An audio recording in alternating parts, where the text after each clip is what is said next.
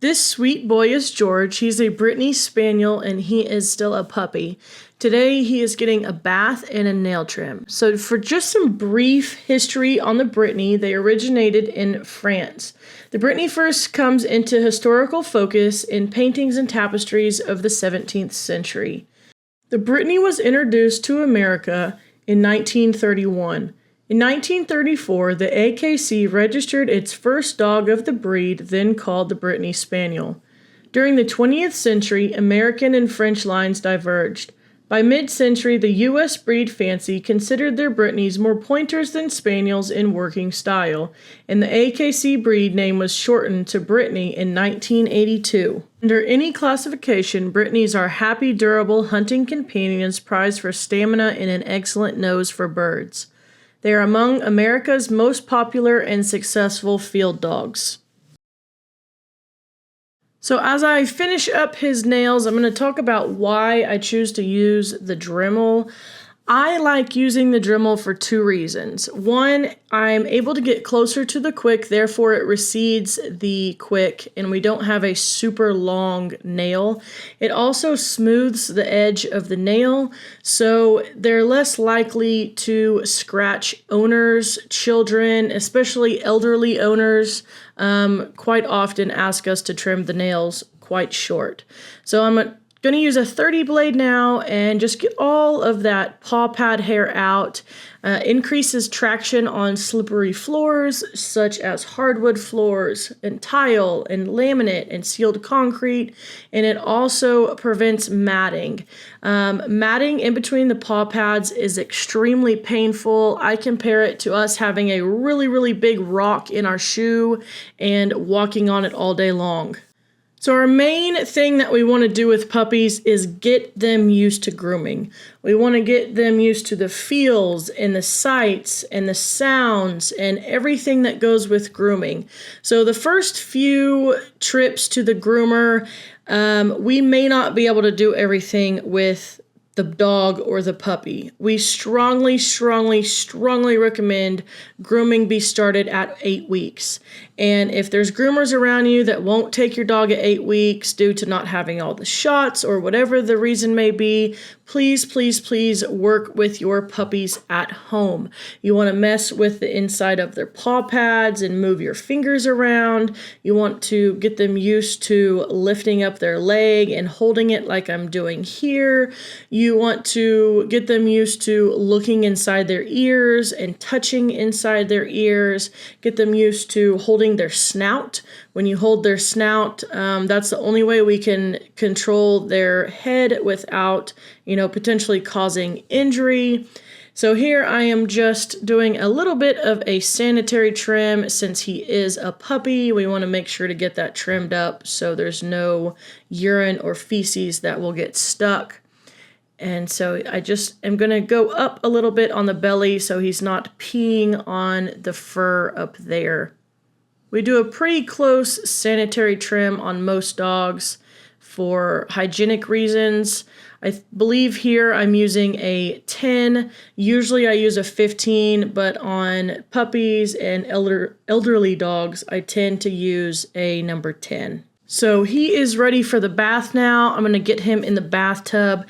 His ears were extremely dirty and needed to be flushed.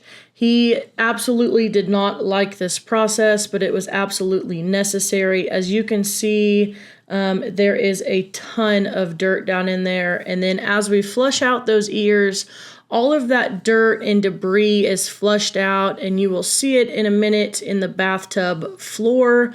It's just, they're really bad. So I'm just going to flush those out. He doesn't like it. It is his first time to be groomed, and it's not a pleasurable thing for them. But as you can see, I was able to flush all of that dirt and debris out, and now his ears will be healthy. There's still a little bit on this side, so I'm going to flush it a little bit more, and he doesn't like it. It's not painful, it's just uncomfortable. So there's all the debris that came out of his ear. There was quite a bit.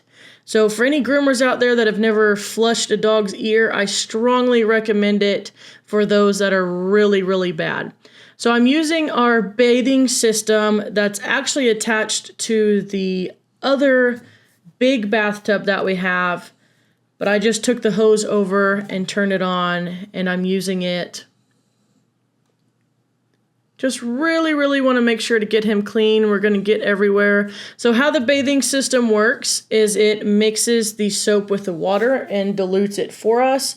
And so there's constant clean soapy water going over the dog, so we don't have to worry about hand bathing, lathering the dog, rinsing the dog. It actually is a time saver. It's more effective because it gets the dog cleaner because there's constant soapy water going over it. We get asked a lot, what temperature water do I need to use when bathing my dog? And that is an excellent question. You want it, the temperature that you would want to wash your hands in, warm but not hot. You don't want to burn the dog. Because just like us, dogs don't enjoy cold water baths. So I'm doing the anal glands. This dog had some pretty full anal glands for a puppy. The glands are on either side of the anus, and then you squeeze them with an up and in motion. It can be a little tricky to get used to doing the anal glands. Just washing his face, and usually I wouldn't get up in the ear. I'm not actually going into the ear canal with the soap, but because his ears were dirty, I did, get up in there and clean that. So now I'm going to rinse. And you really want to make sure that you're getting all of that soap out. Any soap that is left behind can cause skin irritation, hot spots. It can leave the coat looking oily, like the dog wasn't even bathed. And when you go to do like a full haircut on a dog, you really don't want them to look oily. It just really makes the dog look unfinished and still dirty. So I'm just making sure to get all of that soap out. He was such a sweet boy. Now he's ready to be dried, and then I'll get him back on the table so we can finish him.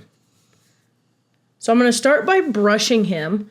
It is very important to brush the dogs. Not only does it get the loose coat out, but it also gets any dead skin cells off the dog.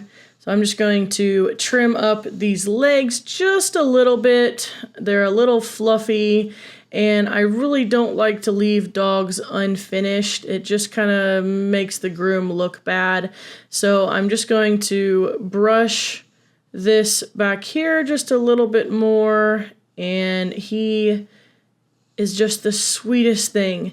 Even Rose was just crazy about him. We thought he was just so cute. We don't see a lot of Brittany's. We just don't. It's just not a common breed around here, and they don't need a ton of grooming. So there's probably a lot of people that groom them at home. They don't necessarily need to be trimmed. So for a dog like this, basically the only things you would need would be a slicker brush. Everything I've used in this video is linked down below. A fine-tooth metal comb, nail clippers or a Dremel, some ear cleaner, and some cotton balls or whatever you want to use to clean out the ears. So this guy is basically done. I accidentally picked the wrong gender bandana, and I know some people are going to say, oh, it doesn't matter. Yes, it does. We have clients all the time that ask for a specific bandana.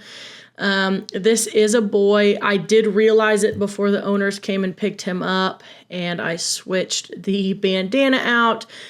We make mistakes happen, we fix it, and we move on with our life, don't we? So now I'm just gonna spray some doggy spray on him. It's our favorite. It's Unleashed by Groomer's Edge, also down below. And now he is all ready.